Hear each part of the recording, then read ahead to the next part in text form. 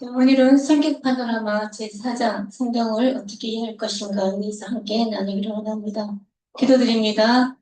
오늘 이 시간 하나님 아버지 성경을 어떻게 이해할 것인가 하나님 주변의 지리적 특성을 통해서 이스라엘 백성들이 걸었던 그 땅의 산과 골짜기 강야를 살펴보며 그 속에 담긴 하나님의 철저한 섭리와 계획을 깨닫기를 원합니다. 가나안 지리적 배경을 통해서 성경 말씀이 더 우리 마음 가운데 생생하고 또 입체적으로 우리 마음에 와 닿을 수 있도록 하나님 은혜를 더하여 주시옵소서. 감사드리며 우리 주 예수 그리스도 이름으로 기도드립니다. 아멘. 자, 오늘은 성경 파노라마 제4장 성경을 어떻게 이해할 것인가. 가나안, 가나안의 지리적 특성에 대해서 시간에 함께 공부하기를 원합니다. 가나안 지변의 지리적 특성을 알게 되면 우리가 성경을 더 이해할 수 있게 될 수 있음을 믿습니다.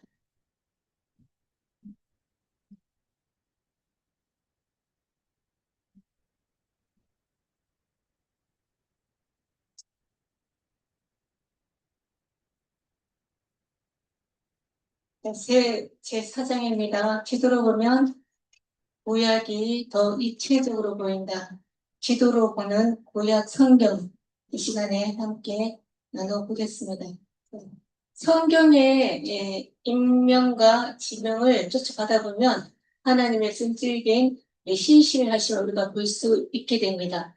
아브라함에게 내 자손이 하늘의 별과 같이 많아질 것이다 라고 하신 약속이 구약의 수많은 족보를 통해서 어떻게 실제로 성취되었는지 증명해주고 있고, 또 야곱의 가문이 애굽으로 내려가서 큰 민족을 이루고 결국 약속의 땅 가나안의 구체적인 지명들로 들어가 정착하는 과정을 내가 말한 것은 반드시 이룬다는 하나님의 신실한 섭리를 보여주는 증거이기도 합니다. 하나님께서는 이 땅과 사람들을 아주 좋아하셨습니다. 왜냐하면 이 모든 것을 하나님께서 만드셨기 때문입니다. 자, 성경을 아무 데서나 펴서 우리가 읽어봐도 인명이나 지명이 언급된 부분이 굉장히 많이 있음을 우리가 볼 수가 있습니다. 그래서 성경을 읽을 때 인명이나 지명을 이렇게 표시를 해두면 지명이나 인명을 우리가 표시를 해두면 그 부분이 얼마나 많은지를 우리가 알 수가 있다는 것이죠. 만약 사람과 장소에 대해서 언급한 부분을 성경에서 모두 지워버린다면 성경은 그 분량과 의미 면에서 굉장히 많이 축소가 될 것입니다. 하나님의 말씀은 2930개의 인명과 1551개의 지명으로 구성되어 있습니다. 동일한 인명이나 지명을 반복된 경우 하나로 계산을 해도 이렇게 많다는 것이죠. 그러면 이것이 나랑 무슨 상관인가? 라고 반문할지 모르겠지만 만약 성경에 우리의 이름이 나온다고 한다면 대수롭지 않게 넘어가지 않을 것이라는 것이죠. 하지만 성경에 무작위로 등장하는 것처럼 보이는 이 수많은 인명과 지명 뒤에는 하나님의 놀란 구속적 섭리가 담겨 있다는 것이죠. 이스라엘의 거친 유대 강야, 요단강, 그리고 갈릴리 등 실제 고대 지도에 존재하는 장소들을 명시함으로써 하나님의 일하심을 우리가 볼 수가 있고, 또 영혼들뿐만 아니라 평범하고 때로는 허물 많은 사람들의 그런 이름까지도 기록된 것은 하나님께서 진짜 인간의 역사 속에 개입하셨음을 보여주고 있다는 겁니다. 세상의 역사는 왕이나 정복자 같은 승리한 자들만 기록하지만 하나님의 책에는 믿음의 길을 걸었던 평범한 사람들의 이름도 고스란히 적혀있다는 것이죠. 거대한 우주를 다스리는 하나님이시지만 동시에 한 사람의 이름을 알고 또 그 인생의 세세한 걸음을 인도하시는 세밀하신 하나님을 나타내고 있습니다. 자, 성경을 아무데나 폈을 때 마주하는 그런 빽빽한 이름 그리고 지명들, 내가 이 사람을 기억했고 또 이 장소에서 그들과 함께 울고 웃으며 나의 구원 계획을 이루어왔다라고 말씀하시는 하나님의 가장 개인적으로도 거대한 사랑의 흔적이라고 볼 수가 있는 것입니다. 혹시 성경을 우리가 읽다가 보면 낯선 이름들을 만날 수가 있습니다. 그러면 하나님은 이 사람의 인생도 나처럼 소중하게 인도하셨구나 라고 묵상해 본다면 우리 마음에 깊은 울림으로 다가올 것을 믿을 수 있습니다. 자, 지루해 보이는 인명과 지명을 결국 하나의 초점, 이 지루해 보이는 인명과 지명은 결국 하나의 초점, 즉 예수 그리스도를 향해 수렴됩니다. 마태복음 1장에 나오는 수많은 이름들의 족보는 결국 예수님이 이 땅에 오시기까지 하나님께서 역사의 대를 어떻게 이어오셨는지를 보여주고 있고, 또 그 안에는 룻과 라합이라는 이런 흠이 있던 사람들의 이름도 포함되어 있다는 것이죠. 하나님의 구원이 혈통을 넘어서 모든 인류를 향하고 있음을 암시하고 있습니다. 베들레헴, 나사렛, 예루살렘 같은 지명들 역시 수백 년 전 선지자들의 예언이 예수님을 통해 어떻게 정확하게 성취되었는지 증명하는 승리 장소들이라고 보시면 되겠습니다.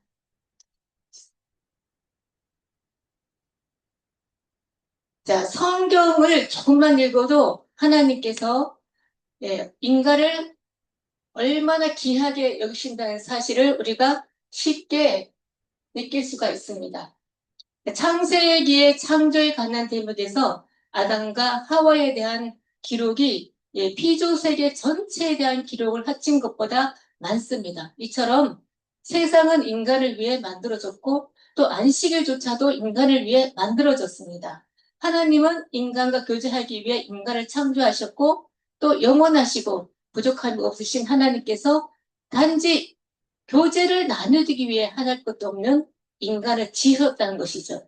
더욱이 하나님의 독생자를 이 땅에 내려오시게 하셔서 또 반역한 인간들의 죄를 대신에 십자가에서 돌아가심으로 하나님의 사랑을 확증해 주셨습니다.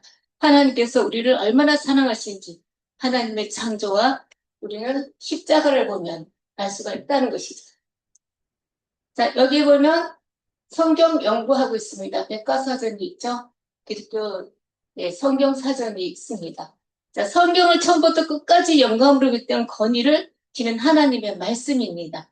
이는 성경의 모든 단어들이 중요하고 또 연구할 만한 가치를 지니고 있음을 의미하고 있습니다. 인명과 지명도 예외가 아니죠. 성경을 읽다 보면 생소한 단어나 인명이나 또 지명이 나오면 우리가 이렇게 성경을 읽다 보면 알 수 있겠지 하고 그냥 넘어갑니다. 하지만 우리가 성경 사전이나 백과사전을 들춰보고 성경 또 지도를 참조해 본다면 참조하는 그런 읽는 습관을 들여본다면 특정 사건이나 또는 성경 어느 지역에서 발생했는지 알 수가 있고 말씀을 이해하는데 매우 유익하다는 것이죠.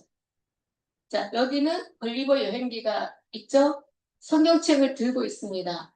어떤 목사님께서 아들과 지금 대화를 나누고 있는 장면인데요.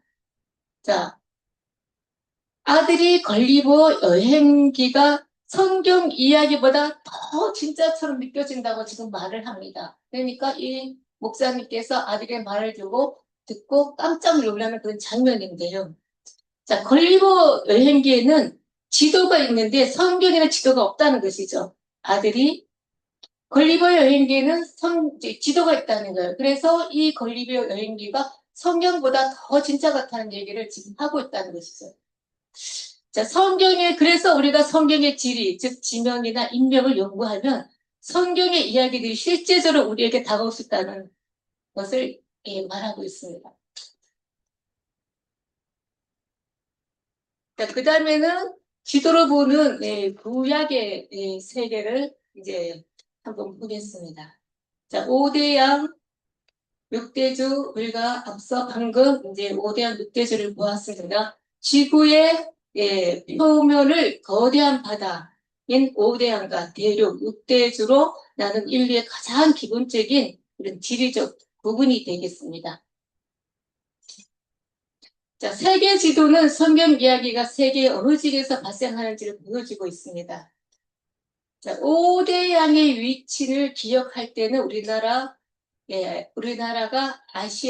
속한 아시아와 아메리카 대륙 사이에 있는 태평양 등을 기준으로 잡으면 쉽게 우리가 알 수가 있습니다. 자, 5대 양을 먼저 보겠습니다. 태평양, 그 다음에 대서양이 있죠. 인도양, 그리고 남극해, 북극해. 이렇게 5대 양이 있습니다. 그다음에 6대주, 아시아, 아프리카, 그리고 북아메리카, 남아메리카, 그리고 유럽, 그리고 오세아니아. 적도를 기준으로 북방과 남방으로 나누어서 보면 위치가 하늘에 들어올 수 있습니다. 자, 먼저 5대양 보시면 태평양이 있습니다. 태평양. 예, 태평양은 지구에서 가장 큰 바다입니다. 아시아 대륙의 동쪽, 아메리카 대륙의 서쪽 사이에 넓게 펼쳐져 있습니다. 두 번째는 아프리카입니다. 5대양의, 예, 아니, 5대양의 대서양입니다. 대서양. 자, 아메리카 대륙의 예, 동쪽과 또 유럽, 예, 아프리카 대륙의 서쪽 사이에 있는 바다. 세계 지도를 이렇게 펼쳐보면 정중앙을 세로로 가르는 거대한 S자 모양을 하고 있습니다. 그 다음에 세 번째입니다. 인도양. 인도양입니다. 이름 그대로 인도 아래 남쪽에 있는 바다입니다. 아프리카 동쪽, 아시아 남쪽, 오세아니아 서쪽에 둘러싸여 있습니다. 그 다음에 네 번째는 남극해죠. 남극해. 지구의 최남단입니다. 남극 대륙을 둥글게 둘러싸고 있는 얼어붙은 바다입니다. 그 다음에 북극해. 지구의 최북단이죠. 네, 북극점을 중심으로 아시아, 유럽, 북아메리카의 대륙의 북쪽에 뚜껑처럼 이렇게 덮여있는 가장 작은 바다입니다. 그 다음에 6대주입니다. 6대주. 먼저 아시아입니다. 세계에서 가장 큰 대륙이죠. 우리나라가 속해 있고 또 유라시아 대륙의 동쪽에 위치하며 인도양과 태평양을 예, 접하고 있습니다. 그 다음에 아프리카입니다. 아프리카. 유럽의 바로 남쪽, 인도양의 서쪽에 위치한 거대한 대륙이죠. 적도가 한가운데를 가르고 있습니다. 그 다음에 세 번째, 북아메리카. 북아메리카입니다. 대서양의 서쪽, 태평양의 동쪽에 있는 북반구의 대륙이죠. 미국, 캐나다, 멕시코 등이 여기에 속하고 있습니다. 그 다음에 남아메리카. 북아메리카의 남쪽에 길게 이어져 있는 대륙입니다. 대서양과 태평양 사이에 있으며 아마존 열대 수림이 위치하고 있습니다. 그 다음에는 유럽입니다. 유럽은 아시아 대륙의 서쪽 끝에 붙어 있는 대륙입니다. 흔히 우랄 산맥을 기준으로 아시아와 나뉘어집니다. 북쪽으로는 북극해, 남쪽으로는 지중해와 접합니다.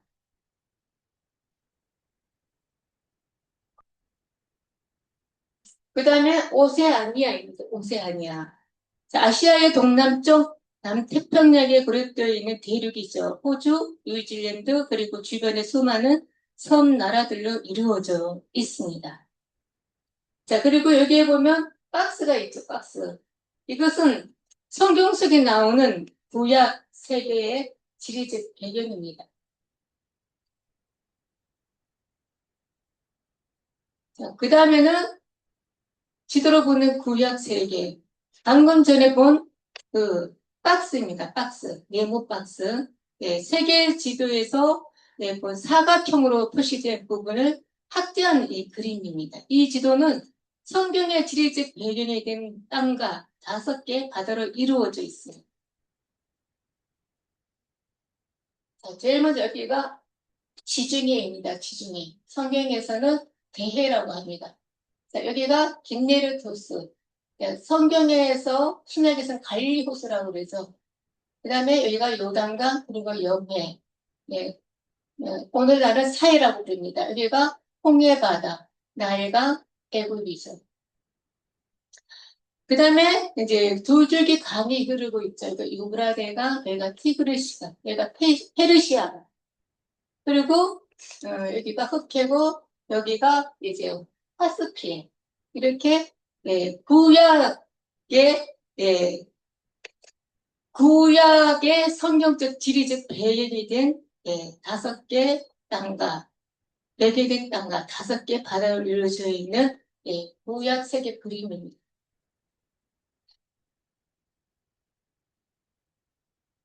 그 다음에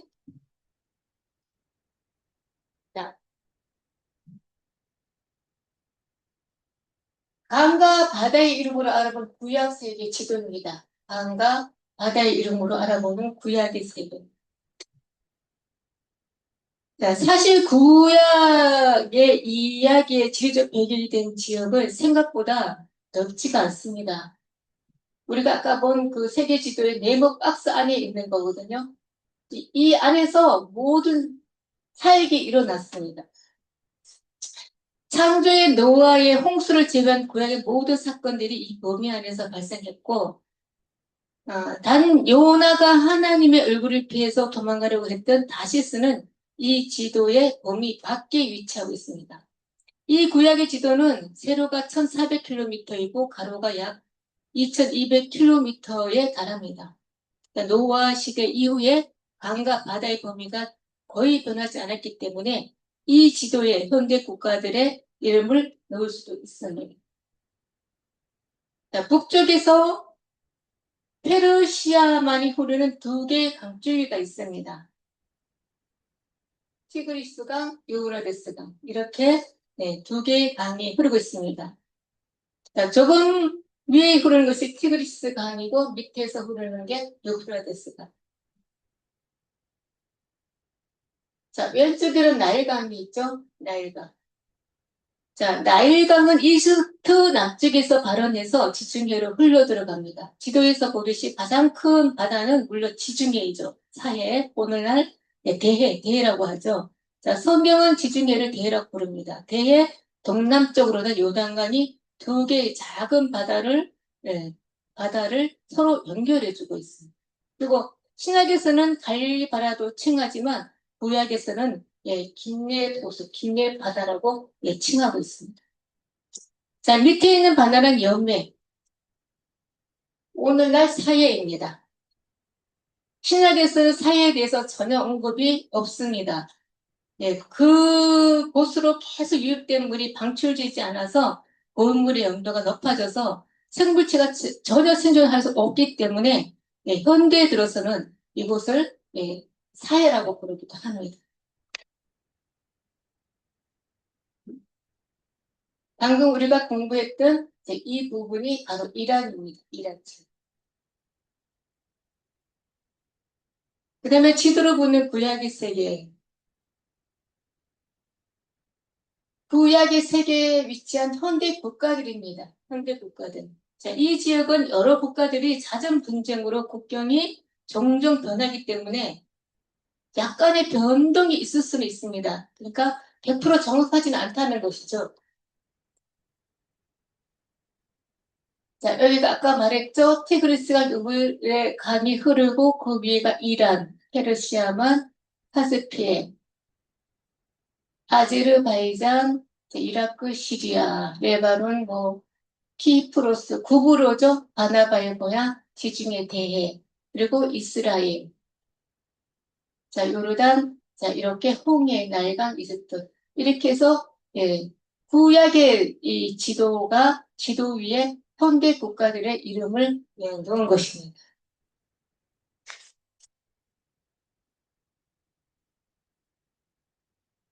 자, 그 다음에 구약 세계에 등장한 고대 국가들입니다. 구약 세계에 등장한 고대 국가들.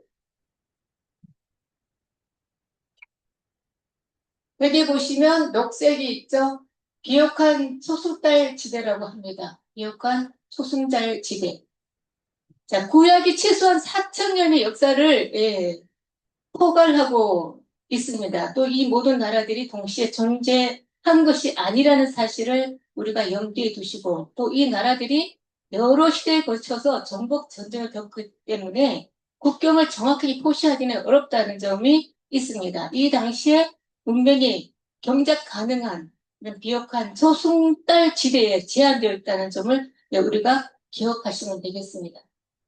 자, 비옥한 초승달 지대는 중앙 지역에서 지중해, 서아시아의 지중해 연안부터 페르시아만까지 이어지는 모양이 마치 밤하늘에 초승달을 담은 거대한 농경지대를 말하고 있습니다.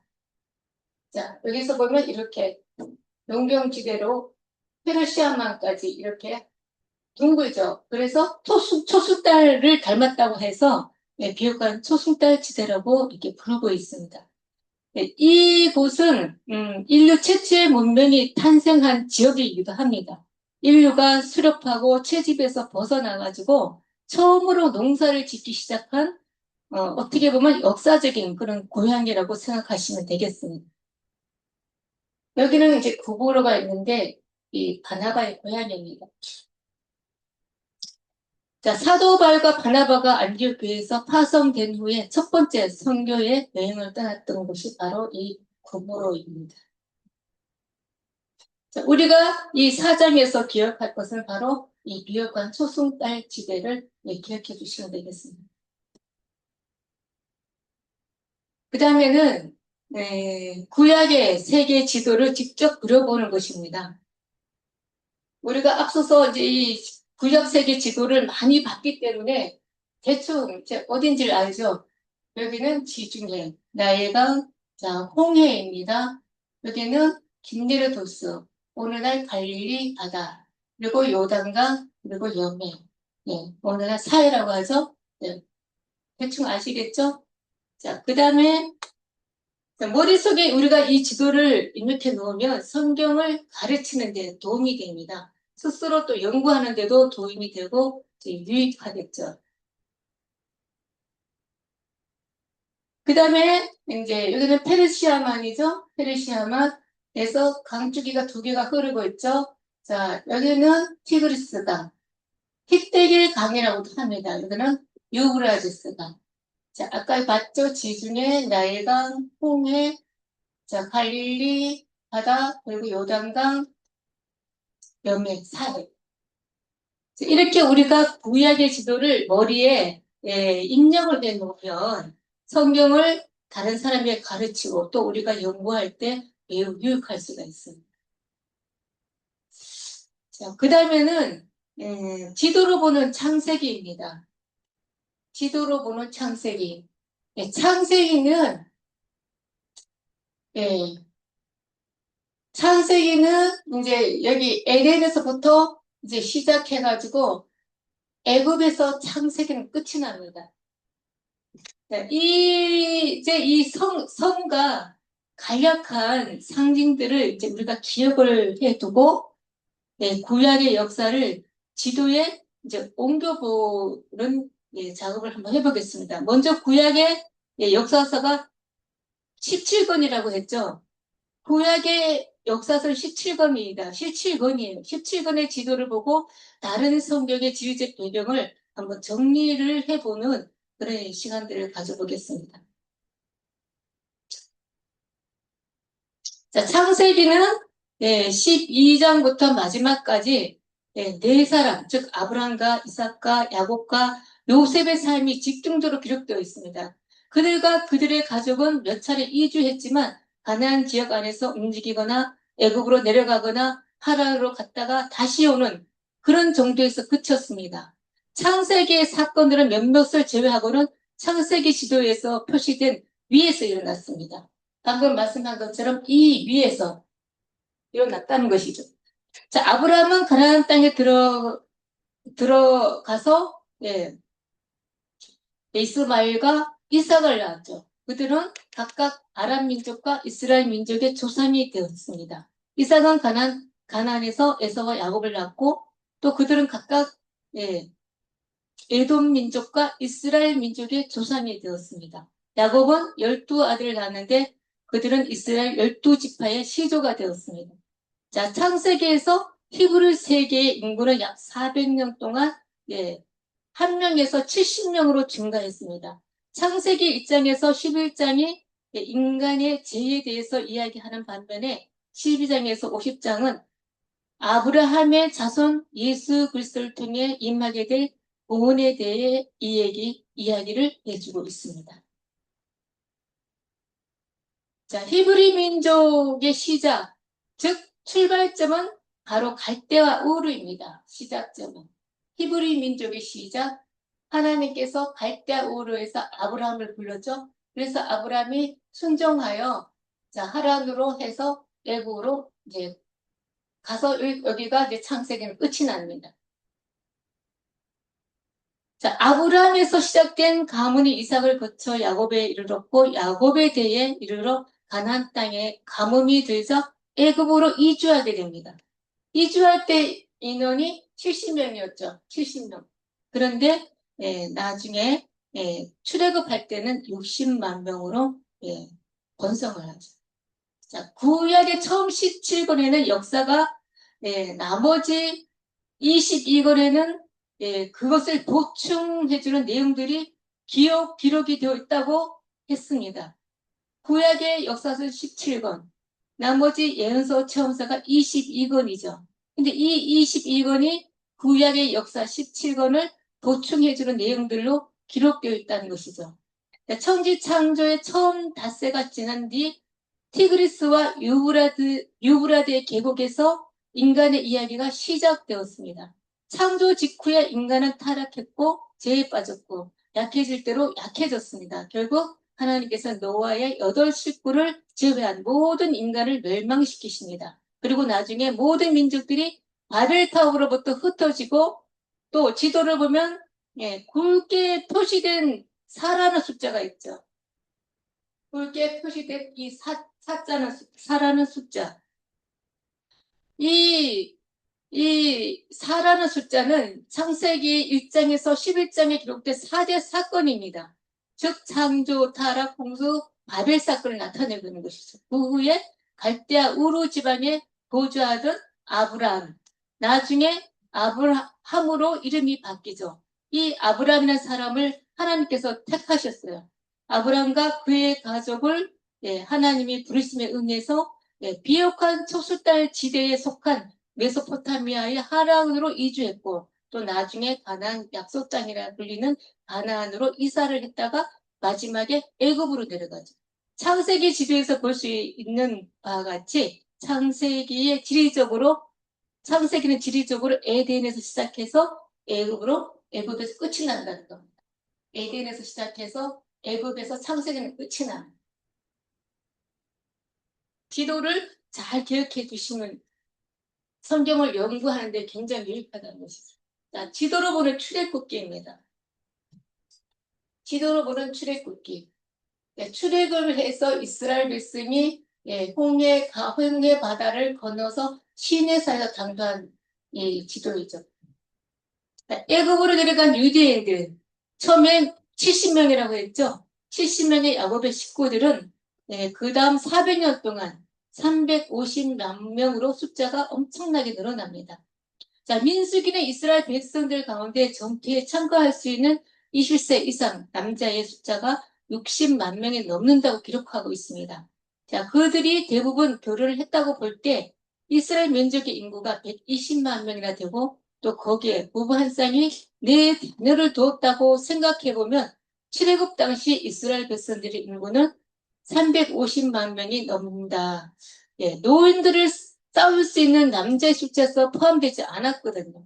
이런 사실에 근거하여 출애굽 당시 빠져나온 히브리 민족의 숫자를 600만 명으로 추정하고 있습니다. 자, 이 지도의 굵은 선은 애굽을 탈출한 유대인들이 홍해를 건너서 홍해의 두 지류 속에 있는 시내산에 당도한 것을 볼 수가 있습니다.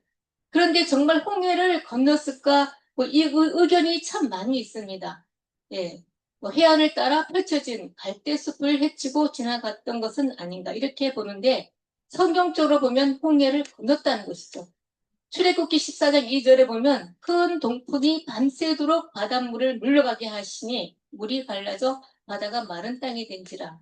또 출애굽기 14장 22절에 보면 물이 좌우의 벽이 되었다.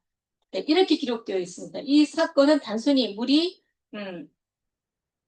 얕은 어떤 그런 늪지대를 걸어서 걷는 수준이 아니라 깊은 바다가 완전히 갈라진 하나님의 초자연적인 기적의 사건이라고 볼 수밖에 없죠. 하나님께서 자기 백성들을 홍해를 건너게 하신 이 권능의 역사가 구약 성경에 자주 언급되어 있고 또 더욱이 가난 여러 지방 민족들은 홍해의 이적을 통해서 전능하신 하나님을 두려워하는 마음을 갖기 시작했다는 것이죠. 그래서 성경적 근거에 의하면 홍해는 건넜다는 것이죠. 자, 그 다음에 지도로 보는 레위기입니다. 지도로 보는 레위기. 자, 레위의 지도는 신의 산을 뜻하는 부 하나만 사용하여 나타낼 수 있습니다. 자, 출애굽한 이스라엘 민족이 신의 산에서 약 2년 동안 머물렀던 시기에 일어날 일들을 기록한 것이죠. 2년 동안 여기에 머물러서 기록한 내용들이라는 겁니다. 자, 이 시기는 휴식도 하고 또 하나님의 율법을 배우고 또 하나님의 성막을 세우고 가나안으로의 행문을 정비하는 그런 시기였습니다. 유대인들은 신의 강야에 당도해서 신의 산을 떠나기까지 이곳에 머물러 있었다는 것입니다. 그 다음에 지도로 보는 민수기입니다. 민수기에서는 유대인들은 악속의 땅 남쪽 끝에는 가네스 바네아로 이동을 했습니다. 가네스 바네아로 이동을 했어요. 자, 유대인들은 상상할 수 있는 모든 증거들을 목격을 했죠. 하나님께서 약속의 땅을 주시려는 것을 이 유대인들은 믿지 않았어요. 우리가 감히 상상할 수 없는 그런 증거들을 하나님께서 굉장히 많이 보여주셨거든요. 그런데도 이스라엘 백성은 결국 불신한 세대의 사람들이 되어서 모두 죽을 때까지 40년 동안 광야를 배회를 했다는 것입니다. 그렇게 40년 지난 뒤에야 비로소 출애굽 2세들은 에돔과 모압의 영토 가장자리와 여리고 맞은편 요단강에서 진을 쳤습니다. 그리고 민수기 기간 동안 모압 북쪽에서 긴네렛 호수, 갈릴리 호수죠. 긴네렛 호수와 북쪽에는 요단 동편을 정복을 했습니다. 자, 그 다음에 지도로 보는 신명기입니다. 자, 신명기에도 레위기와 마찬가지로 이스라엘 민족이 한 곳에 머물러 있는 동안에 일어난 일들을 기록한 책이죠.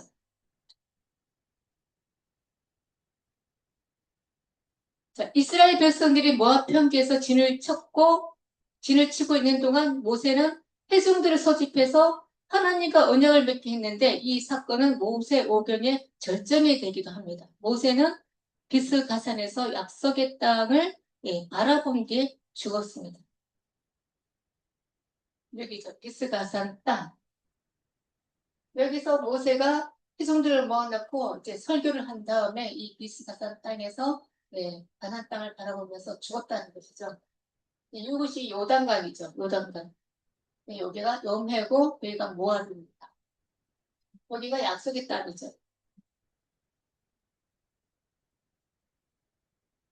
자, 그 다음에는 지도로 보는 여호수아서입니다. 지도로 보는 여호수아서.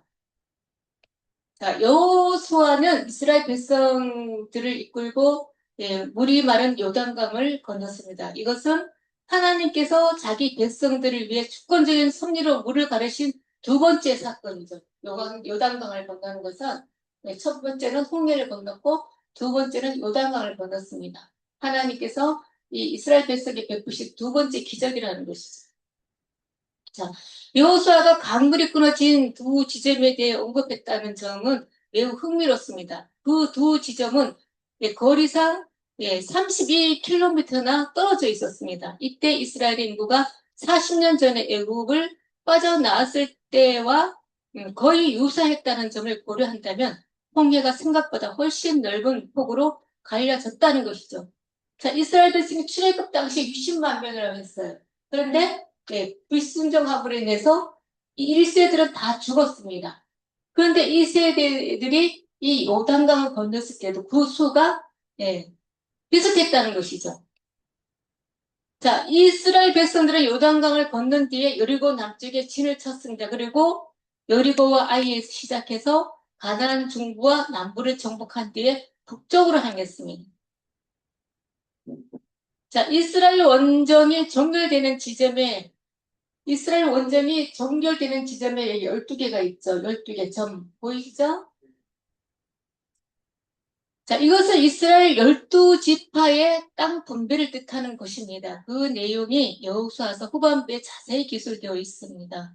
이스라엘 백성들은 BC 1406년경에 요단을 건넌 다음에 7년간의 전복 전쟁을 치르고 나서야 비로소 약속의 땅에 정착할 수가 있었습니다.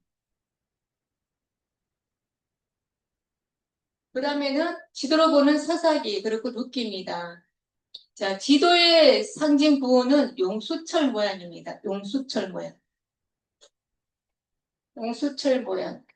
용수철 모양이 7개예요. 하나, 둘, 셋, 넷, 다섯, 여섯, 일곱. 이는 이스라엘 백성이 사사기 시대에 7번이나 죄를 졌다 회개하고 강구하고 또 하나님의 은혜를 베풀고 하는 이런 걸 말하고 주고 있습니다. 사사기 시대의 이스라엘 백성들이 주기적으로 7번이나 죄에 빠졌음을 상기시켜주는 용수철 모양이죠. 사사들이 활동한 기간은 약 350년입니다. BC 1400년경의 여호수아에서부터 BC 1500년 사울의 즉위까지에 달합니다. 자, 룻의 사랑 이야기도 이 시기에 일어났습니다. 룻의 사랑 이야기. 또 작은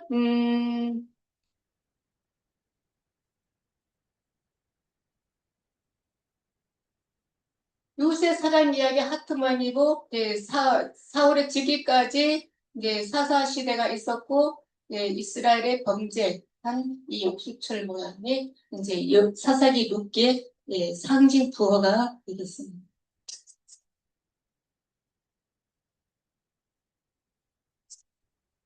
자, 그 다음에는 소리굽새 모양의 왕국시대입니다. 소리굽새 모양의 왕국시대. 자, 이스라엘의 왕국시대를 긴 소리굽새로 한번 생각해 보겠습니다. 이스라엘의 왕국시대는 사무엘 1상에 등장하는 초대 왕 사울의 통치 시기부터 열왕기하와 역대하에 기술된 바벨론 포로까지 지속됩니다. 자, 왕국시대에 관한 책은 6권이죠. 6권. 사무엘상하, 열왕기상하, 역대상하. 이렇게 왕국시대에 관한 책은 6권이 됩니다. 자, 왕국시대라는 것은 유대인들이 원해서 세운 왕에 의해 통치를 받던 시기를 뜻합니다. 구약에는 이 시에 관한 책, 역사서가 6권이 있다고 했습니다. 사울의 통치 시대이죠.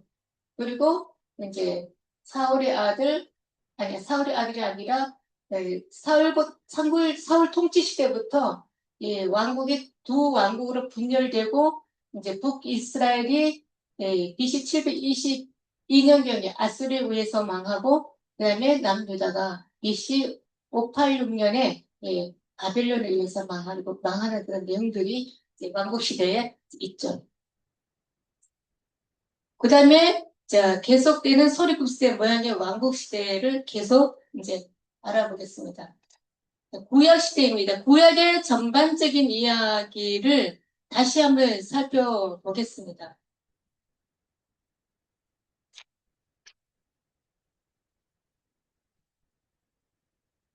자, 그래야 우리가 나무를 한 그루씩 보면서도 숲에서 길을 잃지 않게 됩니다. 성경의 처음 8권은 창조에서 가나안 정복까지의 이야기를 전해주고 있습니다. 이 8권의 책은 태초시대,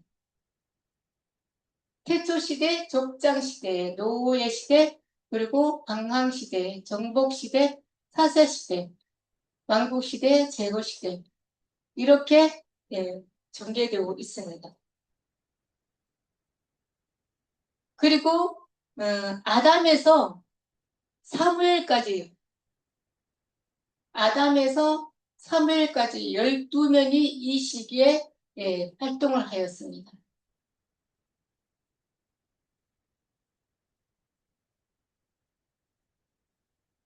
그 다음에 왕국 시대는 41명의 왕과 1명의 여왕의 치세를 포함해서 모든 유대인들이 포로로 잡혀가면서 시대에 막이 내립니다. 자, 왕국 시대 이후에는 재건 시대가 이어집니다. 재건 시대. 이 시대에 관한 기록은 에스라서와 느헤미야서와 자, 에스더서가 있습니다. 자, 여호수아서에서 열왕기 하에 이르는 지도에는 지리적 특징보다는 상징적 특징이 더 강하게 나타나고 있습니다. 왜냐하면 이 책들에 기록된 대부분의 일들이 약속의 땅 안에서 이루어졌기 때문입니다. 여호수아서, 사사기, 룻기, 그리고 사무엘상에서 역대까지.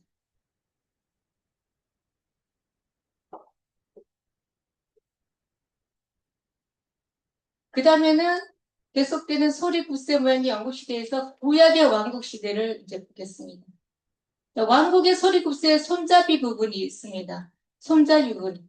성경의 두 권 책 반을 차지합니다. 손잡이 부분. 성경의 두 권 책 반.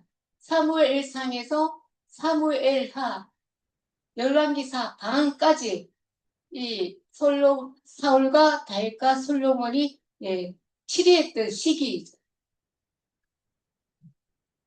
자, 이 책들은 이스라엘이 통일 왕국이었을 당시에 이스라엘을 통치했던 왕들에 대해서 이야기해주고 있습니다. 자, 사울은 사무엘상에서 이스라엘의 초대왕으로 즉위했습니다. 사울은 사무엘상에서 이스라엘 왕으로 초대왕으로 즉위를 했습니다. 이후에 왕들이 본받을 만한 모범을 사울 왕은 보여주지 못했죠. 반면 다윗은 사무엘 하에서 하나님 마음에 합한 사람으로 등장합니다. 다윗은 사무엘 하에서 하나님 마음에 합한 왕으로 등장을 하죠. 자, 솔로몬은 열왕기상 전반부에서 얼마 동안 하나님을 잘 섬기다가 이방의 후궁들이 가져온 우상들을 섬기기 시작을 합니다. 솔로몬은 열왕기상 전반부에서 치리를 했죠. 그러다가 후궁들이 가지고 온 그런 우상들을 섬기면서 이제 하나님 옆에서 죄를 짓게 되죠. 자, 소리굽새의 생김새를 보면 열왕기상 후반부와 열왕기하의 시기 동안에 이스라엘이 두 왕국이 정치했다는 것을 우리가 볼 수가 있죠. 자, 열왕기상 후반부와 열왕기하에서 두 왕국이 북이스라엘과 남유다가 있었다는 것을 볼 수 있다는 것이죠. 자, 두 왕국은 각각 19명이라는 왕들을 배출했는데 이것은 책 한 권 반에 거쳐서 기술되고 있습니다. 남쪽 왕국은 여왕 한 명을 추가해서 총 20명의 왕들이 치리했습니다. 남유다는 20명의 왕, 북이스라엘은 19명의 왕. 자, 이스라엘이라 불리는 북쪽 왕국은 BC 722년에 아수르에 의해서 정복을 당했고, 그러면 남유다는 바벨론에 의해서 BC 586년에 멸망을 당했습니다. 그 다음에 소리붓새 모양의 왕국 시대의 왕국의 연대입니다. 왕국의 연대.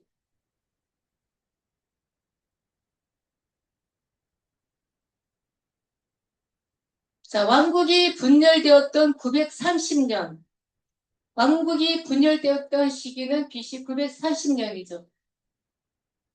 자, 소리굽새의 손잡이 부분에 해당하는 120년을 더하면 1050년이 됩니다. 이 BC 930년에 왕국이 분열되었죠. 이 930년 플러스 사울, 다윗, 솔로몬이 치리했던 이 120년을 플러스하면 BC 1050년이 된다는 것입니다.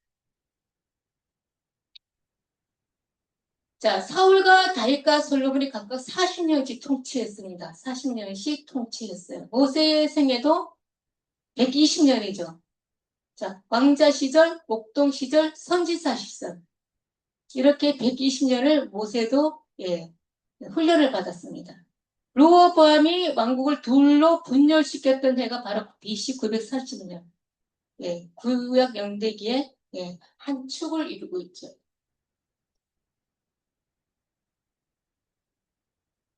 자, 북이스라엘의 종속 기간은 208년입니다. 그리고 BC 722년에 아수르의 멸망을 하죠. 자, 930년 분열했던 930년에서 이 멸망했던 시기 721을 빼면 북이스라엘의 왕국 전속 기간이 208이 나옵니다. 그 다음에 남쪽 유다는 344년을 존속했어요. 그런데 멸망은 BC 586년에 바빌론에 의해서 멸망을 당합니다. 이 역시 930년에서 이 580년을 빼면 남쪽 유다의 존속 기간인 344가 나오죠. 자, 남유다는 북이스라엘보다 130년 동안 더 유지를 했어요. 그리고 유다 백성들은 바벨론에 끌려가서 70년 동안 포로 생활을 합니다. 이처럼 930이라는 관문을 통하여 이스라엘 왕국 시대를 앞뒤로 넘나들 수가 있다는 것이죠. 그래서 이 분열 시기인 930년을 기억을 하면 남유다와 북이스라엘의 이 양쪽을 우리가 이해를 할 수가 있다는 거예요. 자, 그 다음에는 지도를 보면 사무엘상하입니다. 자, 지도를 통해서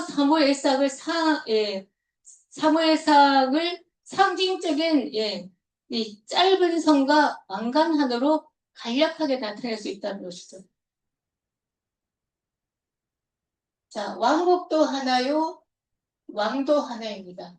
그래서 사무엘상은 사울왕이에요, 사울왕. 그래서 왕도 하나고 왕국도 하나입니다. 그 다음에 또 사무엘 상하의 하입니다. 사무엘 하의 지도이죠. 이것도 마찬가지로 사무엘 상과 동일합니다. 다윗 왕이죠. 왕도 하나고 나라도 하나입니다.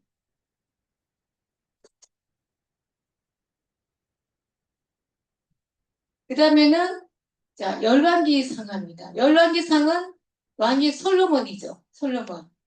왕이 솔로몬이라는 것만 빼면 사무엘 상하고 비슷하게 시작되죠. 그러나 열왕기상의 후반부는 솔로몬의 아들 르호보암이 나오죠. 그래서 이 르호보암으로 인해서 왕국이 분열됩니다.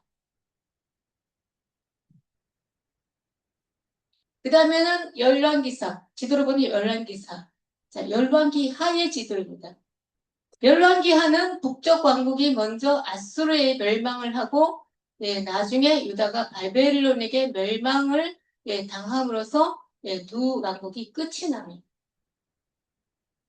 722년에 아수르에 의해서 북이스라엘이 먼저 망하고 그 다음에 남유다는 바벨론에 의해서 BC 586년에 멸망을 당하면서 열왕기하는 끝이 나죠. 왕국 시대가 끝이 났다는 겁니다. 자, 그 다음에 역대상하입니다. 지도로 보는 역대상하.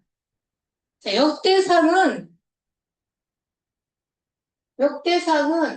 사무엘하와 동일합니다. 자, 사무엘상은 사울이 치리했다고 했죠. 근데 사무엘하는 다윗이 치리했습니다. 다윗이 치리했어요.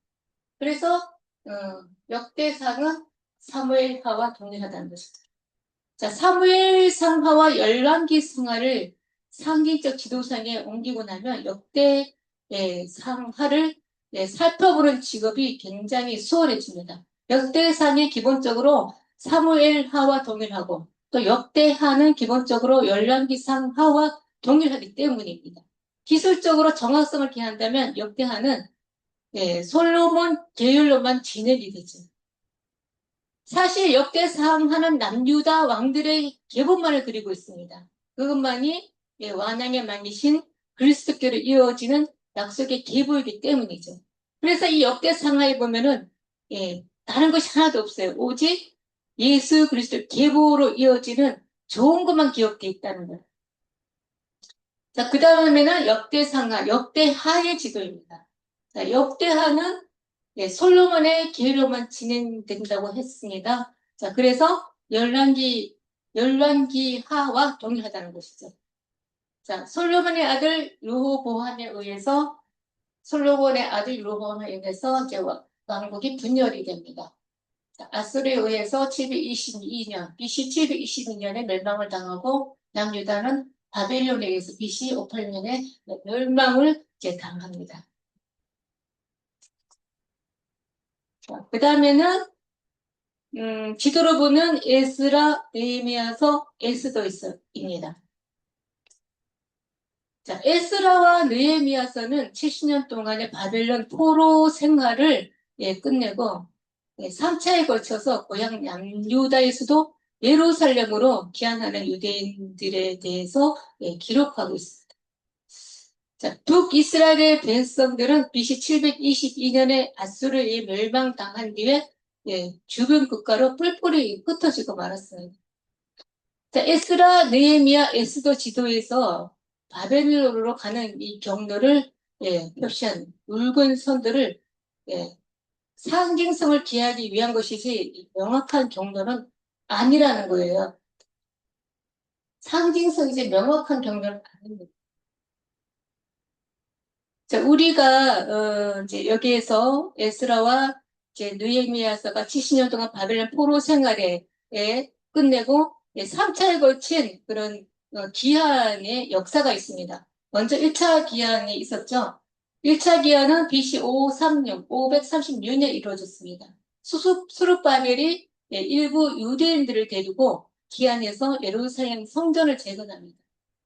그리고 그 사이에 2차 기한 사이인 BC 478년경에 무슨 일이 있었냐면 아까 목사님께서 말씀하신 에스더가 바사의 왕비가 되어서 유대인들을 말살하려는 그런 하만의 그런 계략으로부터 동포를 구하는 그런 불임절 사건이 이때 일어나. 그리고 2차 기한이 일어나죠. BC 458년 전 458년에 2차 기한이 일어나는데 이때는 에스라가 동포를 데리고 기한해서 예루살렘에서 대대적인 영적 부흥을 일으킵니다. 그 다음에 BC 444년경 3차 기한이 일어납니다. 3차 기한은 느헤미야가 3차로 기한하여서 예루살렘 성벽을 재건합니다.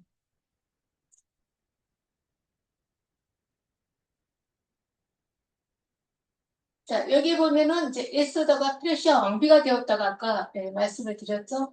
1차 기한과 2차 기한 사이에 이제 그 하만의 계략으로 인해서 이스라엘 백성들이 이제 멸절을 당할 위기에 처했을 때 에스더가 동포를 구하는 사건은 불임절이 이제 이때 1차와 2차 중간에 일어나고 있습니다. 그 다음에 유다 백성들이 포로 생활을 하는 동안에 바사가 바벨론을 정복하죠. 고대 군동에 이제 패권을 치게 됩니다. 바사왕 고레스는 유대인들을 풀어주고 고향으로 돌아가게 했습니다. 유대인들은 정치적으로나 종교적으로나 70년 동안 포로 생활을 했습니다. 최초의 포로 이송이 BC 606년에서 1차 기한인 BC 530년까지 70년 동안 정치적으로 포로 생활을 했고, 그 다음에 예루살렘 성전이 파괴가 된 해가 BC 586년에서 재봉헌하기까지 BC 510년까지 70년 동안 또 종교적으로 포로 생활을 했다는 것이죠. 이래서 이제 이 유다 백성들은 종교적으로도 70년 동안 포로 생활을 했고 정치적으로도 70년 동안 포로 생활을 했다는 것이죠. 그 다음에 한눈에 보는 구약 성경입니다. 한눈에 보는 구약 성경. 이 지도는 자, 창세기에서부터 에스더, 이 역사서가 17권이라고 했죠. 구약 성경의 역사의 전체 흐름을 지리적으로 나타내 주는 겁니다. 자, 굵은 선을 따라서 구약의 역사서 17권의 이름을 성경에서 나온 순서대로 따라가 보면 된다는 것이죠. 우리가 앞서 본 구약세계의 이 지도에서 창세기는 에덴에서 시작해서 애굽에서 끝이 났다고 했죠. 그리고 나머지는 구약의 12시대에 대해서 이 지도를 표시해 둔 것입니다. 그것을 우리가 이 지도를 참조해서 큰 소리를 읽어가면서 이 지도를 따라가 보면 된다는 것이죠.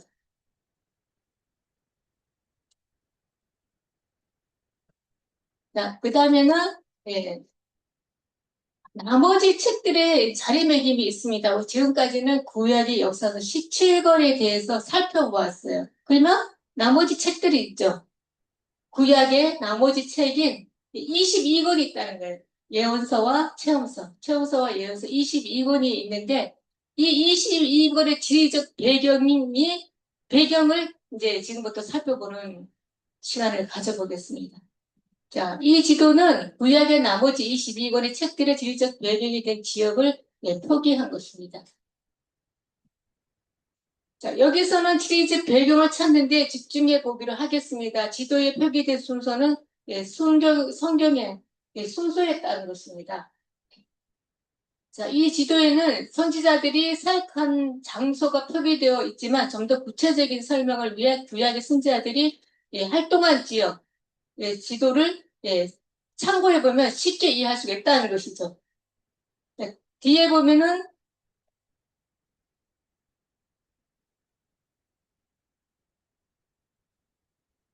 구약의 선지자들이 활동한 지역이에요, 이게. 그래서 우리가 앞에서 공부할 때, 이 나머지 책의 자리 배경을 할 때, 이 선지자들이 활동한 그 지역의 그 지도를 참고해 보면 쉽게 이해할 수가 있다는 것이죠. 자, 구약의 처음서 5권 가운데 이제 욥기 있죠, 욥기. 자, 욥기는 우스 땅을 배경으로 하고 있습니다. 이 우스의 정확한 위치는 성경에서는 언급하지 않고 있습니다. 다만 예레미야 선지자가 우스를 에돔과 관련지어서 말했기 때문에 에돔이 아닌가 이렇게 생각합니다. 또 다른 네 권의 체험서는 남유다와 예루살렘을 주요 모델로 하고 있습니다. 시편, 잠언, 전도서, 아가는 남유다와 예루살렘을 주요 무대로 활동을 했다는 것이죠. 다음에 예언서 17권의 지리적 배경은 바벨론 포로 시기에 따라서 세 그룹으로 나누어집니다. 자, 바벨론 포로 시대 이후에 선지자들은 구약의 마지막 예언서 세 권을 기록했죠. 자, 학개서, 스가랴서, 마랴서 이 세 명의 선지자는 모두 예루살렘에서 활동을 했습니다. 그다음에 포로 시대에 활동한 선지자가 있어요. 포로 시대. 자, 에스겔서, 다니엘서가 있고 예레미야가 있습니다. 이 세 사람은 포로 시대에 활동했던 그런 선지자인데, 이 세 명 중에 두 명, 그러니까 다니엘과 에스겔은 포로로 끌려갔지만 예레미야는 끌려가다가 석방되었어요. 그러니까 다니엘과 에스겔이 바벨론으로 이송된 후에 예레미야가 예루살렘의 파괴를 보면서 이제 예레미야 애가를 기록했죠. 자, 그 다음에 바벨론 포로 시대 이전에 활동했던 11명의 선지자들이 있죠. 북이스라엘, 남유다, 아수르, 에돔 이렇게 네 국가에 대해서 말씀을 선포했죠. 자, 요나와 나홈은 아수르에서 선포를 했고 그다음에 오바댜는 에돔에서 선포를 했고 그다음에 호세아서와 아모스는 북이스라엘에 대해서 선포를 했다.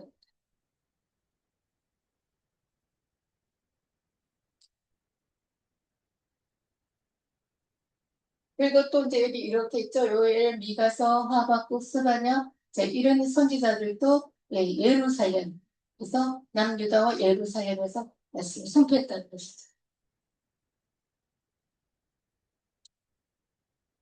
자, 하나님께서 북이스라엘 백성들의 이제 죄를 보시고 한탄을 하셨죠. 이 음성을 들은 선지자가 바로 아모스와 호세아입니다. 북이스라엘 왕국에서 사역을 했습니다. 이렇게 역사서 시칙을 제외한 나머지 체언서와 예언서인 22권의 지리적인 배경을 함께 보았습니다.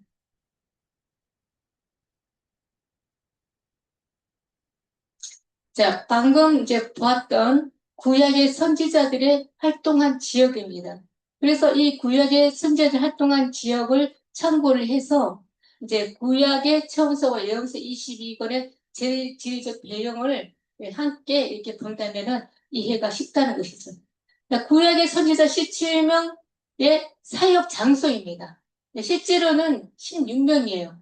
그런데 예레미야가 두 권의 책을 썼기 때문에 17명으로 간주하고 있습니다.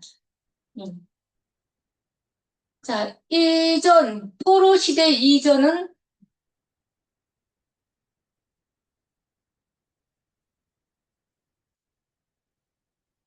자, 포로 시대 이전은 아수르, 에돔, 북이스라엘 사역을 한 선지자가 5명이에요. 5명.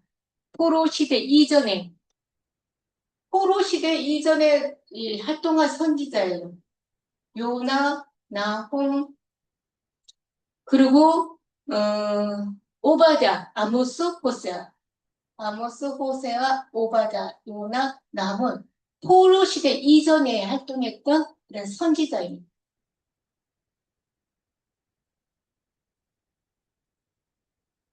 그 다음에 바벨론 포로 이후에 남유다에서 활동했던 선지자는 학개와 스가랴, 말라기, 바벨론 포로 시기에는 에레미야와 에스겔, 다니. 그 다음에 바벨론 포로 이전, 남유다와 예루살렘에서 활동했던 선지자예요. 포로 이전에 남유다와 북이스라엘의 남유다와 예루살렘에서 활동했던 선지자가 6명이에요. 요엘, 미가엘, 이사야, 스바냐, 예레미야, 하박국. 그리고 나머지 포로 시대 이전에 또 활동했던 선지자가 방금 말했죠. 5명. 오바댜, 아모스, 호세아, 요나, 남. 이 사람들은 바벨론 포로 이전에 북이스라엘 그리고 에돔, 아수르에서 사역을 했고 그리고 바벨론 포로 이전 남유다와 예루살렘에서 활동했던 선지자는 이렇게 6명이라는 것이죠. 혼돈하시면 안 돼요. 그 다음에 구약의 연대기입니다. 구약의 연대기. 구약의 선지자들이 활동한 시기와 장소예요. 우리가 지금까지 공부했던 이 내용들이죠. 자, 바벨론 포로 이전 BC 930년에서 586년까지 활동했던 선지자들. 분열왕국 시대에 선지했던 선지자들. 자, 오바댜, 요엘, 요나, 아모스, 호세아, 미가, 이사야. 그리고 남왕국 종속 시대에 활동했던 선지자들. 나훔, 스바냐, 예레미야, 하박국. 자, 그다음에 바벨론 포로 시기에 활동했던 선지자. 다니엘, 에스겔, 예레미야. 포로 이후 학개, 스가랴, 말라기. 이렇게 세 분류로 나누어져서 활동했던 선지자들의 시기와 장소를 우리가 참고해서 보면 성경을 볼 때 엄청 유익하다는 것이죠. 그 다음에는 구약의 12시대에 관한 주요 사건들이에요. 엄청 중요하죠. 우리가 이 12시대를 정말 충분히 이해하고 우리가 이 기억을 해둬야 돼요. 이 연대를. 구약에도 12시대가 있지만 신약에도 12시대가 있죠. 이게 역사의 흐름이거든요. 그래서 이 12시대를 우리가 정말 기억을 잘 해두고 또 열심히 또 공부도 하고 연구를 해야 되는 그런 내용들입니다. 자, 도표예요. 12시대 도표. 이 도표에서 바벨론 포로를 제외한 12개의 성자는 이미 이 책 우리가 3장에서 정리를 해봤습니다. 구약의 12시대. 자, 구약의 줄거리를 이어가는 11권의 책들과 포로 시대를 합해서 12시대로 설정하고 구약의 나머지 28권의 그 시대에 따라서 우리가 자리매김을 했었습니다. 3장에서 이제 그렇게 했었죠. 자, 먼저 창세기입니다. 창세기. 창세기는 2200년 이상, 창세기 기간이 2200년 이상이라는 것이죠. 창세기는 창조부터 야곱의 아들 요셉의 죽음까지 다루고 있습니다. 성경에 기록된 인물들의 적고나 또 나이를 이렇게 역산해 보면, 역산해서 계산해 보면 성경 영대기에 따라서 창세기 안에서 흘러간 시간이 바로 2200년이라는 것이죠. 자, 인류의 시작이 있었죠. 창세기에서 노아의 방주 그리고 바벨탑 사건 등을 다루고 있었고 약 2000년에 가까운 세월을 포함하고 있습니다. 그 다음에 아브라함, 이삭, 야곱, 요셉에 이르는 4대 이야기로 이 시기만 해도 약 300년 이상의 세월이 흘렀다는 것이죠. 다시 말해서 책 한 권에 담고 있는 역사의 시간적 길이가 2200년이 넘는 방대한 서사라는 것입니다. 자, 그 다음에 출애굽기 400년.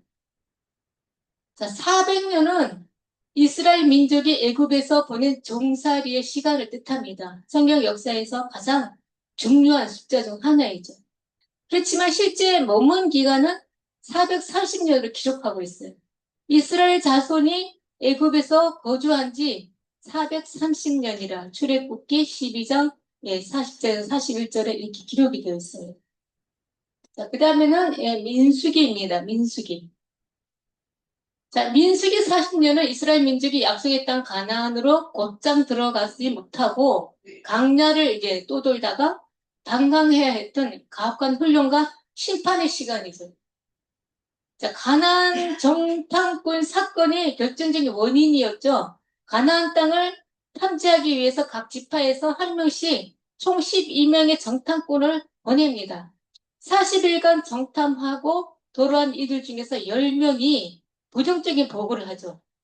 응? 그 땅 주민은 아주 강하고 서굽은 견고하고 우리는 그들에 비하면 메뚜기 같다. 이렇게 백성들을 절망에 빠뜨렸습니다. 단 여호수아와 갈렙만이 하나님을 신뢰했죠. 그래서 땅을 정탐한 날수인 40일의 하루를 1년으로 환산해서 40년 동안 방황을 하게 된 사건이죠. 자, 그 다음에는 여호수아서입니다. 여호수아서.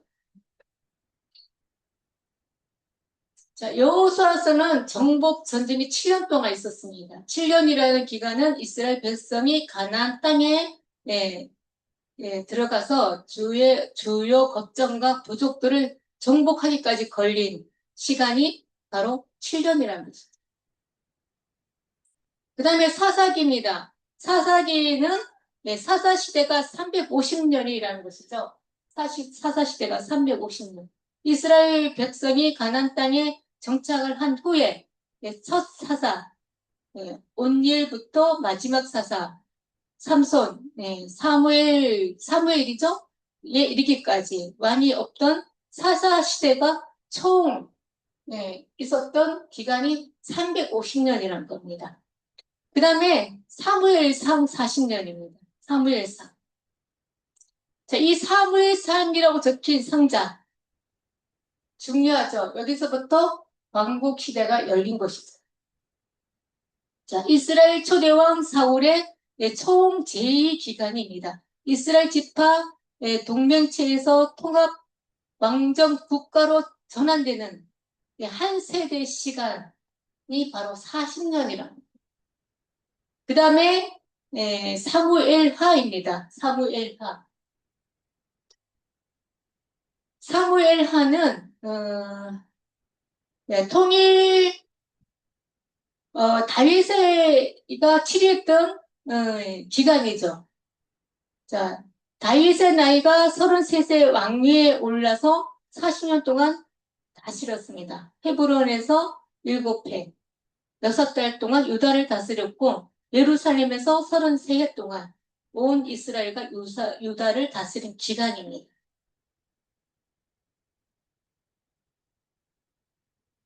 그 다음에 열왕기상입니다.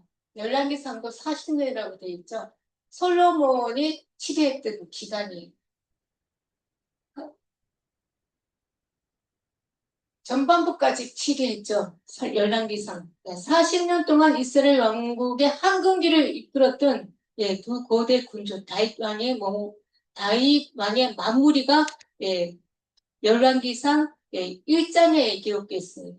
그 다음에 솔로몬 왕의 전성기 전체를 관통하는 핵심적인 통치 기간이기도 합니다. 자, 다윗 왕의 통치가 마감되는 시기인데 열왕기상 2장 11절에 있습니다. 자, 사무엘 하에 이어서 열왕기상 서두에서는 다윗의 죽음과 함께 40년 통치를 인상 깊게 묘역하며 솔로몬 시대 개막을 알려주고 있어요. 그 다음에는 열왕기 상하입니다. 열왕기 상하. 열왕기 상하에서 이제 북왕국 정속 기간이 208년이라고 되어 있죠. 자, 바벨론이 남쪽 유다를 정복된 열왕기 상하는 북왕국 종속 기간이 208년이고 아수르가 북쪽 이스라엘을 정복한 기간이 BC 722년이라는 것이죠. 자, 그 다음에 열왕기하에서 두 왕국이죠. 두 왕국 중에서 남유다는 종속 기간이 344년. 그리고 586년에 바벨론에 의해서 멸망을 당했죠. 자, 열왕기 상하 이스라엘에 보면은 솔로몬 사후의 왕국이 분열된 시점부터 북이스라엘이 아수르에 의해 멸망할 때까지 기간이 약 208년이라는 것이죠. 그 다음에 남유다는 자, 왕국 유다의 종속 기간은 344년이라고 되어 있죠. 솔로몬 사후에 분열 왕국이 시작된 시점 BC 930년부터 그 다음에 남 왕국 종속 기간이 멸망 344년이 멸망당한 586년을 빼면 344년이 나온다는 것이죠. 남왕국 유다가 최종 멸망한 시점부터 남왕국이 홀로 살아남았던 기간이 있어요. 그게 136년이라는 거예요. 왜냐하면 북이스라엘이 먼저 망했어요. 722년에. 그 다음에 남왕국은 BC 586년에 바벨론에 의해서 망했습니다. 그래서 722에서 586년을 빼면 136년인데 136년을 남유다가 더 존속했다는 것이죠.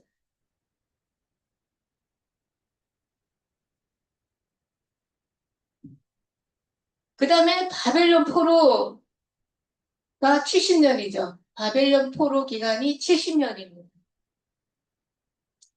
자, 바벨론 포로 70년은 단순한 어떤 무슨 형벌의 기간을 넘어서 황폐해진 신앙을 정화를 하고 또 메시아의 오실 길을 준비하는 구속사의 최고의 전환점이기도 합니다. 이 사건은 예레미야 선지자의 예언으로 시작되어서 다니엘의 기도를 거쳐서 페르시아 고레스 왕의 조서로 성취가 됩니다. 그 다음에 에스라서입니다.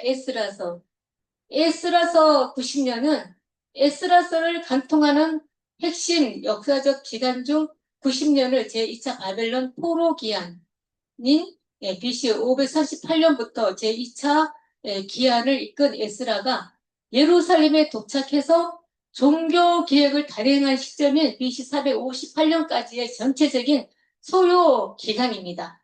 에스라서 책 한 권에 약 80년에서 90년에 달하는 장구한 세월의 변화를 담고 있다는 것이죠. 그 다음에 느헤미야서입니다. 느헤미야서 20년. 느헤미야서 20년은 구약성경 느헤미야서에서 20년을 느헤미야의 인생과 남유다 재건 역사의 가장 중요한 두 가지 기점을 설명하는 아주 핵심적인 숫자입니다. 자, 느헤미야가 왕의 술 간원으로 부름받아 예루살렘으로 파견된 아닥사스다 왕제 20년이고, 다른 하나는 예루살렘 총독으로 헌신한 12년간의 사역과 그 이후 20년 안팎에 대해 장정이라고 보면 되겠습니다. 느헤미야가 최초로 예루살렘 땅을 밟은 아닥사스다 왕 제20년, 즉 BC 440년경이죠. 그때부터 왕에게 복귀했다가 다시 예루살렘으로 돌아와서 마지막 종교 개혁을 완수하고 사역을 마무리한 시점이 BC 425년에서 BC 422년, 420년경이라고 보면 되겠습니다. 느헤미야가 이스라엘의 증건과 개혁을 위해 온전히 바친 세월이 도합해서 약 20년의 기간이라는 그런 뜻입니다. 이렇게 우리가 이제 구약 시대에 정말 중요한 12시대의 기간과 주요 사건의 연대에 대해서 좀 알아봤는데요. 에스라가 말씀과 영각성을 일으켰다면, 영적 각성을 일으켰다면, 그로부터 13년 뒤인 왕의 제20년에 찾아온 느헤미야는 행정과 성벽이라는 외형적 보호망을 완성했다는 것이죠. 느헤미야의 20년 사역 덕분에 유대 공동체는 마침내 안팎으로 완전한 구조를 갖추고 또 구약 역사의 마지막 페이지인 말라기 시대와 신구약 중간기를 버텨낼 기초를 다지게 되었다고 보시면 되겠습니다. 자, 그 다음에 이 책에 지금까지 강의한 내용의 핵심 정리입니다. 자, 성경을 전체로 보라고 했습니다. 먼저 숲을 보고 나무를 볼 수 있는 눈이 열려야 우리가 신구약의 말씀 한 조각이 성경 어디에 들어맞는지를 알 수가 있다고 했습니다. 자, 그 다음에 이 책에서 우리가 가장 중요한 것은 바로 비옥한 초순달지대라고 아까 말씀을 드렸죠. 구약 세계에 등장 고대 국가들입니다. 자, 비옥한 초순달 지대는 중동 지역에서 서아시아의 지중해 연안부터 페르시아만까지 이어지는 모양이 마치 밤하늘의 초순달을 닮은 거대한 농경지대를 말하고 있습니다. 자, 페르시아만에서 시작해서 지중해 연안까지 둥근 초순달처럼 생겼죠. 자, 인류 최초의 문명이 탄생한 곳이기도 하고, 또 인류가 수렵이나 채집에서 벗어나서 처음으로 농사를 짓기 시작했던 그런 장소이기도 합니다. 자, 구약이 최소한 4,000년의 역사를 갖고 있다고 했죠. 이 모든 나라들이 동시에 존재한 것이 아니라는 점도 염두에 두라고 말씀을 드렸습니다. 왜냐하면 이 나라들이 여러 시대에 걸쳐서 전복 전쟁을 겪었기 때문에 국경을 정확히 표시하기는 없다는 것이죠. 그리고 이 당시 문명이 경작 가능했던 이 초승달 지대에 제한이 되어 있다는 것을 이제 기억하시면 되겠습니다.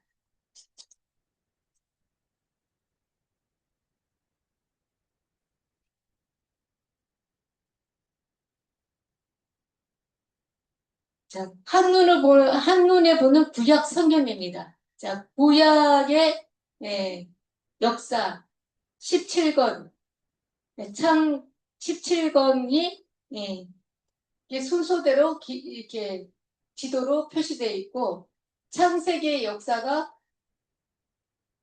에덴에서부터 시작돼서 갈대아 우르에서 하나님께서 아브라함을 불렀죠. 그래서 하란을 지나 애굽에서 창세기는 끝이 난다고 말씀을 드렸습니다.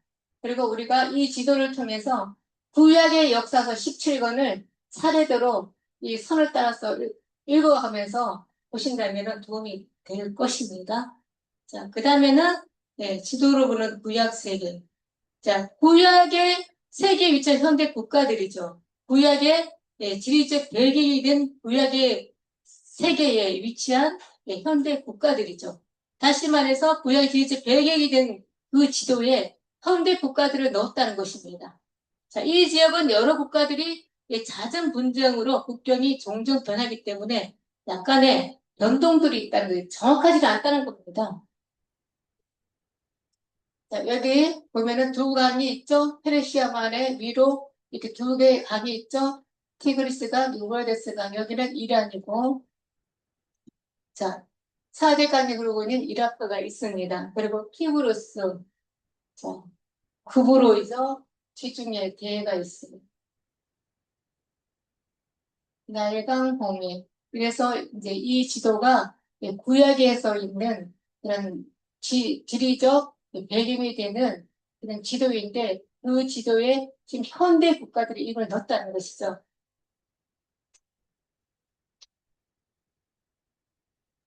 자, 지금까지 가나안의 주변 지리적 특성을 이해하시느라고 정말 수고 많이 하셨습니다. 네, 5장에서 또 만날 수 있기를 바랍니다. 자, 기도드립니다. 하나님 아버지 은혜와 사랑에 감사를 드립니다. 오늘 가나안 땅의 지리와 환경을 배우며 성경을 더욱 깊이 이해할 수 있도록 인도해 주심을 감사를 드립니다. 성경성 믿음의 조상들이 걸었던 그 땅의 지형과 기후 속에 하나님의 정교한 섭리가 있었음을 깨달았사오니 오늘 머리로 배운 지식이 단순히 세상의 지시로 끝나지 않게 하시고 하나님의 일하심을 신뢰하는 영적 지혜가 되게 하여 주옵소서. 돌아가는 발걸음도 주님께서 친히 동행하여 주실 줄 믿사오며 우리 주 예수 그리스도 이름으로 기도드립니다. 아멘.